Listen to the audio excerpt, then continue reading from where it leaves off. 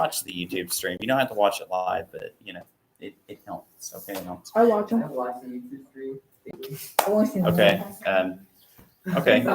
Just make sure you hit the like button. Hey, folks, it is February the 2nd. Subscribe. Well, yeah. And we're going over chapter 31. We're going over essentially the first third, Spartacus and Crassus. And so also make sure that you do the assignment that I posted yesterday because I had a home issue, had to fix something at my house before the whole house flooded. So I'm back, but that's due on Friday. So make sure you get it done. And that has to do with the first part of our biography of Julius Caesar. Biography we're going over. I can't guarantee if we're going to go over another one this year. It's possible, but we are going over the ones that are probably the two most important. If we go over a third one, it's probably going to be over Cicero. Because that'd help you out in case you ever take a little bit, if you ever take rhetoric or speech or something like that. I already took speech in Cook's class. Good. All right. So, anyway. Okay. So, I don't have too many images today, but yeah, Sertorius, he was one of those allies for Marius. And if you remember, Marius was that aged Roman general who had a bit of a civil war type small scuffle with Sulla. Sulla was then able to take his army because the armies followed the generals, not the government. Very dangerous thing for a country. But this happens all the time. There's this is the type of thing that happens, say, whenever you have civil wars in, say, Latin American countries, sometimes this will happen. You'll have one political party will control the Navy, another political party will control the police, and another political party will control the army, and that's a dangerous place to be.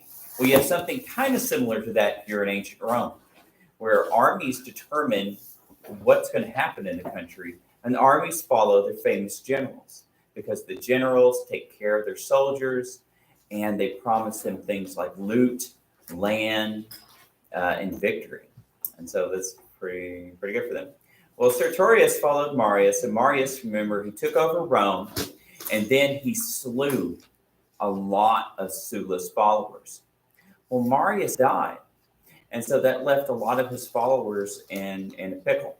And so Sertorius fled, and he fled to Portugal, and then he's going to stay some time in Spain.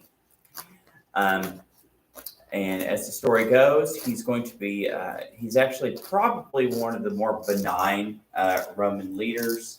And so he's going to have a lot of, I guess you could say, social skills, because he's going to be able to make people follow him as a leader. And you see, as a leader, he knows that you have to make people care about you, and you have to show you care about them. And so he did that. It was reciprocal.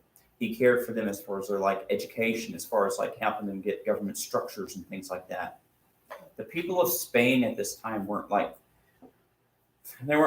completely barbaric or anything of that standard. They had been had close contact with Rome, Carthage, and of course Greeks before that. So they knew a lot about these cultures. But what he's doing is he's kind of centralizing them. He's connecting them. He's making it more of a uniform people. He's going to, because he was an enemy, though, of Sulla, and Sulla had come back and taken over Rome, the Roman people are going to want to get back at him. And then, even after Sulla dies, because he made Spain so strong and independent, the last thing Rome wanted was to lose some of its territory. So as you see, they're going to send in the legions time and time again. It's going to beat them back and beat them back. And when they finally decide to send in Pompey, jealousy is going to lead to him dying at a banquet. So there he is. He asked for him to pass the butter, and said he passed the knife. And so that looks pretty brutal too. It's right in your chest cavity. So he was slain by a fellow Roman at this banquet, and Pompey easily managed to come in and take over Spain because they had lost their leader, he was regarded as a military genius. Of course, Pompey's going to be a very good military leader as well. But we are going to see that he is going to get defeated later on by Probably Julius over Caesar. the female name. That's why everybody's so calm at this situation.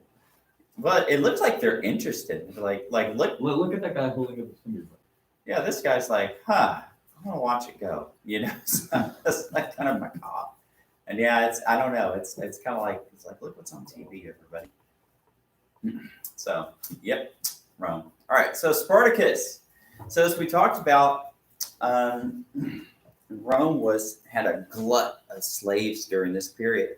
After taking over so many places in North Africa, Greece, Gaul, of course, Spain, and they're pretty soon they're going to start moving into Eastern Europe more and more. They're enslaving more and more people because a lot of them are, some of them are bought in slave markets from foreign traders, but for the most part, they're taken in as war conquest. Though there was still debt slavery around, where if you just got in such bad debt, you could get sold by the person you owe money to. So it'd be like the bank forecloses on you instead of your house. And so we're going to have a slave uprising, and these slaves are, of course, going to be trained gladiators. And they're trained to fight, they're trained to kill. They're not trained in soldiering, but they are trained well in individual combat. Which it's good because they have good skill, but it's bad because we're going to see they don't have that structure where they like to follow orders. And that's the type of thing that you see in a lot of different militaries that don't have that kind of structure. Kind of like the American Revolution and the Texas Revolution had that problem, to where the revolutionaries would often disagree with their leadership, and that would get them killed because they're all just wanting to do their own thing. Well, Spartacus is going to have a really good plan. He's like, hey, why don't we just march up into Gaul to sail to Sicily or even all the way to North Africa, sail away their money. And so then they're just have to turn away all the way back around and try to march. So here, they start here, pretty close to Gaul, pretty close to